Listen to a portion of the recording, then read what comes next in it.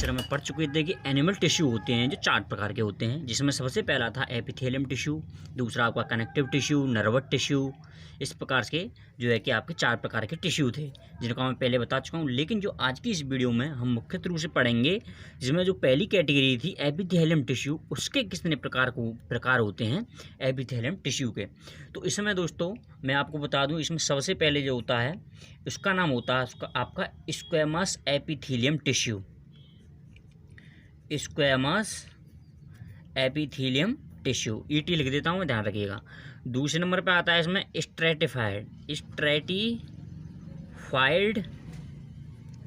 Squamous tissue. तीसरे number पे इसमें आता है आपका कॉलुमनर। अभी मैं आपको इन सब के बारे में बताऊंगा कि ये क्या क्या होते हैं, इनके क्या क्या फंक्शन होते हैं। और चौथा होता है आपका क्यूबोइडल स्क्वैमस एपिथेलियल टिश्यू। ठीक है, तो इसमें सबसे पहले हमको पढ़ना है आज स्क्वैमस एपिथेलियम टिश्यू। तो ये किस प्रकार का टिश्यू होता है, ये क्या होता है, ये जो मुख्य रूप से होता है आपका, इसमें एक सेलेक्टिवली परमेबल सरफेस होता है। स्क्वैमस के बारे में आपको बताऊं तो इसमें मैंने क्या बोला, ध्यान रखिएगा, सेलेक्टिवली परमेबल सरफेस। इसका मतलब समझिएगा, जैसा कि मैंने आपको पहले ही बताया था सेलेक्टिवली परमेबल मेम्ब्रेन होती थी सेल में, इसी प्रकार से ये भी क्या है, ये सेलेक्टिवली परमेबल सरफेस है। यानी कि ये एक सरफेस होती है जो किसी भी मटेरियल को सेलेक्ट कर करके अपने आसपास थ्रू पास करने देती है। जैसा कि आप देख सकते हो, ब्लड है, ब्लड वेसल्स हैं, यानी कि ब्लड की जो नसें होती हैं उनके ऊपर ये टिश्यू पाया जाता है। तो वो जो है कि ब्लड जब दूसरे ऑर्गन्स के साथ, जैसे कि कोई भी ऑर्गन्स है, लीवर है या आपकी मसल्स हैं, उनके साथ जब ब्लड में से ऑक्सीजन ट्रांसपोर्ट होती है तो इसी सेलेक्टिवली परमेबल सरफेस के थ्रू होती है। तो इसी जो टिश्यू को हम जो है कि स्क्वैमस टिश्यू कहते हैं। अच्छा, इसके और क्या क्या होते हैं, इसकी जो और क्या क्या प्रॉपर्टी हैं, क्योंकि इसमें क्या होता है, देखो इसमें एक्सचेंज होता है आपका मटेरियल्स का, इसमें मटेरियल का एक्सचेंज होता है। इसी वजह से ये कैसा होता है, ये एक्सट्रीमली थिन, यानी कि बहुत ही ज़्यादा पतला होता है। और इसके अलावा ये जो है कि ये फॉर्म करता है, ये बनाता है क्या, ये डेलिकेट माने पता है क्या होता है, डेलिकेट माने होता है आपका नाजुक लाइनिंग। ये बहुत ही नाजुक जो है कि लाइनिंग बनाता है। इसका जो है कि आप देख सकते हो एग्जाम्पल में, जैसे कि आपका माउथ होता है, माउथ के अंदर वाली जो स्किन होती है वो आपकी कितनी नाजुक होती है, तो यही वो स्क्वैमस एपिथेलियम टिश्यू का एग्जाम्पल होती है। इसके अलावा और क्या होता है, ये फ्लैट होता है। आप अपने देख सकते हो, आप जो माउथ की अंदर वाली लाइनिंग के नीचे देख सकते हो, ये फ्लैट काइंड ऑफ एपिथेलियम है। तो आपको इतना तो समझ में आ गया होगा। ठीक है, इसके अलावा मैं आपको इसके एग्जांपल लिखा देता हूँ कि ये कहाँ कहाँ पाया जाता है। तो ये क्या है, जो लाइनिंग होती है ब्लड वेसल्स की, जैसे कि जो आपकी ब्लड की नसें होती हैं, उनकी जो लाइनिंग होती है वो इसी टिश्यू के द्वारा बनाई जाती है, लाइनिंग ऑफ ब्लड वेसल्स। आपको यही 3-4 चीज़ें याद रखनी है कि इसकी किस प्रकार का होता है, इसके एग्जाम्पल क्या होते हैं। इसके अलावा लंग्स, जहाँ पर जो है कि ऑक्सीजन जो है कि ब्लड वेसल्स में जाती है, तो लंग्स की जो एल्वियोली होती हैं वहाँ पे ये पाया जाता है। इसके अलावा आप देख सकते हो ऑस्फेगस। ये ऑस्फेगस क्या है, जैसे कि आपकी जो खाने की नली होती है, इसको जो नली होती है, इसकी जो लाइनिंग अंदर से बनी होती है उसे हम ऑस्फेगस बोलते हैं, वो भी इसी टिश्यू से बनी होती है। तो यहाँ पे आपका स्क्वैमस एपिथेलियम टिश्यू का खत्म हो जाता है। इसके बाद अब हम पढ़ते हैं स्ट्रेटिफाइड स्क्वैमस टिश्यू के बारे में। स्ट्रेटिफाइड नाम याद रखिएगा, स्ट्रेटिफाइड स्क्वैमस एपिथेलियल टिश्यू। तो यहाँ पे ये क्या होता है, स्ट्रेटिफाइड का मतलब होता है कई परतें, यानी पतली पतली आप कई परतें लगा दो। जैसे कि बुक होती है, बुक में कई पेजों से एक मोटी बुक बन जाती है। तो इसी प्रकार से जैसा कि आपने देखा होगा आपकी स्किन, ठीक है। तो आप स्किन कैसा होती है, स्किन थोड़ा मोटी होती है, इतनी पतली नहीं रहती, लेकिन ये जो है कि कई लेयर्स से बनी होती है। इन्हीं स्क्वेमस जो एपिथेलियम टिश्यू था उसमें एक थी पतली थी, लेकिन आप कई स्क्वेमस एपिथेलियम टिश्यू को जोड़ते जाइए लेयर बना दीजिए मोटी सी, तो आपका स्ट्रेटिफाइड स्क्वेमस एपिथेलियम टिश्यू बन जाएगा। ये कहाँ पाया जाता है आपका, ये आपका स्किन में पाया जाता है। और ये क्या है, जैसा कि मैंने आपको बता चुका हूँ, ये कैसे अरेंज रहते हैं, दीज आर अरेंज्ड इन, ये अरेंज रहते हैं अरेंज इन मैनी लेयर्स। ये लेयर्स में अरेंज होने की वजह से ही इनको स्ट्रेटिफाइड स्क्वेमस एपिथेलियम टिश्यू कहा जाता है।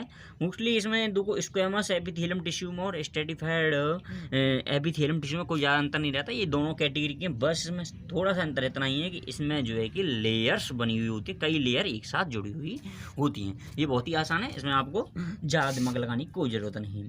इसके बाद अब आपका जो है कि तीसरे नंबर पर जो आता है वो आपका आता है कॉलुमनर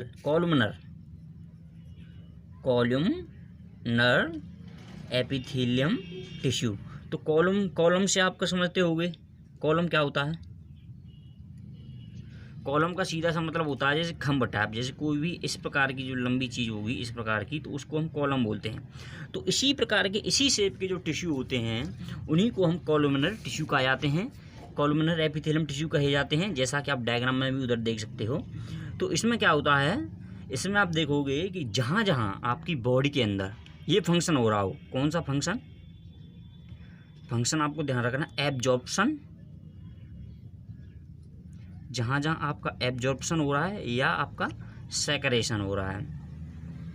इसका क्या मतलब है, जहाँ जहाँ जैसे कि कोई भी एब्जॉर्प्शन का मतलब होता है सोखना, कोई भी चीज़ सोखी जा रही है, और सिक्रेशन का मतलब होता है रिसाव, जैसे कि पानी कहीं कहीं, अब मैं रियल लाइफ से बता दूं, पानी कहीं से टपकता रहता है तो उसको हम सिक्रेशन बोलते हैं। एब्जॉर्प्शन जैसे कि आप कोई भी स्पंज जैसा गद्दा होता है उसको आप पानी में डालिए तो पानी सोख लेता है। तो जहाँ और ये हमारे बॉडी में कहाँ होता है, जैसे कि हम फूड खाते हैं तो स्टमक के अंदर, पेट के अंदर फूड का जो है कि ऑब्जर्प्शन अंदर होता है, और वहाँ पर कई प्रकार के जो है हार्मोन सेक्रेट होते हैं। तो जहाँ जहाँ एब्जॉर्प्शन हो और यहाँ पर सेक्रेशन हो तो वहाँ पे आपका कॉलुमनर एपिथेलियम टिश्यू उस जगह पर होगा। तो इसमें ये कहाँ पाया जाता है, तो ये पाया जाता है आपका इंटेस्टाइन में, जो स्टमक के अंदर जो कि इंटेस्टाइन होती हैं, तो इनकी जो लेयर बनी होती है, लाइनिंग बनी होती है, ये कॉलुमनर एपिथेलियम टिश्यू से बनी होती हैं। इसके अलावा जो जैसे कि आप जो रेस्पिरेटरी ट्रैक्ट होती है, ये ऑस्प्रोगस तो आपको खाने वाली थी, लेकिन अब ये दूसरी जगह एक जगह पाया जाता है रेस्पिरेटरी ट्रैक्ट में। तो वहाँ इसका क्या फंक्शन है, वहाँ ये किस प्रकार से पाया जाता है, तो वहाँ देखोगे इसमें थोड़ा सा एक नया फीचर आ जाता है। इन कॉलम के अंदर थोड़ा सा ऊपर की तरफ ऐसे हेयर लाइक प्रोजेक्शन रहते हैं, हेयर लाइक, इनको क्या बोलते हैं हम, इनको बोलते हैं यहाँ पे सीलिया।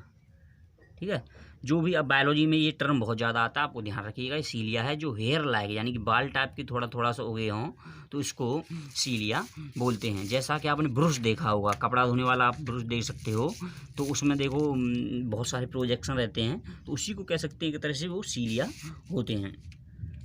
तो ये क्या करते हैं, ये जैसे कि रेस्पिरेटरी ट्रैक्ट है, इसमें जो कफ आ जाता है तो उसको बाहर निकालने के काम में ये सब आते हैं।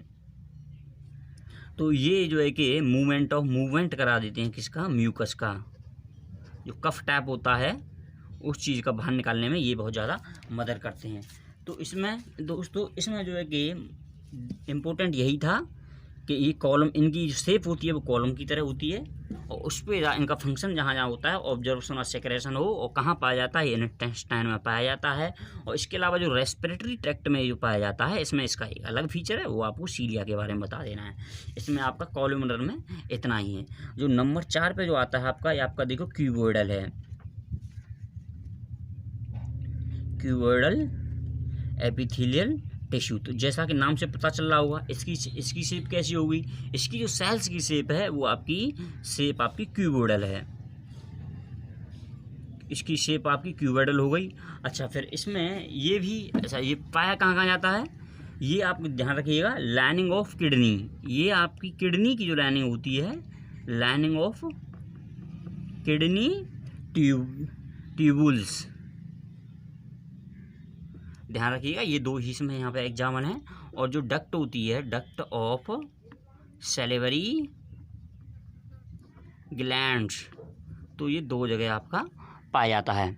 यानी कि ये डक्ट क्या होती है, जैसे कि कोई भी आपकी ये ग्लैंड्स है, ऐसे जैसे कि आपका ये आपका लीवर है, इस प्रकार से बना हुआ है। तो यहाँ पर जो ओपनिंग माउथ होता है इसका, जहाँ से कोई भी चीज़ सिक्रेट होती है, उसको आप डक्ट बोलते हैं, यानी कि आप छोटी सी नाली कह सकते हैं इसको। तो जो सैलिवरी ग्लैंड्स होती है, उसकी जो नाली बनी होती है वो क्यूबिडल एपिथेलियल टिश्यू से ही बनी होती है। और इसका जो दूसरा काम भी है, मेन फंक्शन इसका, आप ध्यान रखिएगा, ये क्या करता है, ये मैकेनिकल सपोर्ट भी प्रोवाइड कराता है। मैकेनिकल सपोर्ट, मैकेनिकल सपोर्ट का क्या मतलब है, मैकेनिक्स का मतलब होता है फिजिकल, यानी कि आपको जैसे कि हमारे पैर, हमारी बॉडी को सपोर्ट कौन करता है, बोन्स सपोर्ट करती हैं। तो इसी प्रकार से ये जो है कि ये क्यूबिडल एपिथेलियम टिश्यू है, ये ग्लैंड्स को सपोर्ट करता है, क्योंकि इसमें हड्डियाँ तो होती नहीं हैं, जैसा कि हमारी जो जीभ होती है उसमें कोई हड्डी नहीं होती ना। तो इसी प्रकार से तो जो सैलिवरी ग्लैंड्स हैं उनमें हड्डियाँ नहीं होती है, तो उनको मैकेनिकल सपोर्ट दिलाने के लिए क्यूबिडल एपिथेलियल टिश्यू होता है। इस प्रकार दोस्तों हमारे ये चारों प्रकार के टिश्यू हो गए। ये देखो पतली लेयर टाइप का होता है, ये लेयर, कई लेयरें जुड़ी होती हैं, ये कॉलम टाइप का होता है और ये क्यूबोर्ड के टाइप का होता है। आप एग्जाम्पल देख लीजिएगा। तो इस टॉपिक में दोस्तों यही था। धन्यवाद। आपको कोई डाउट हो तो आप हमको कमेंट बॉक्स में पूछ सकते हैं। धन्यवाद।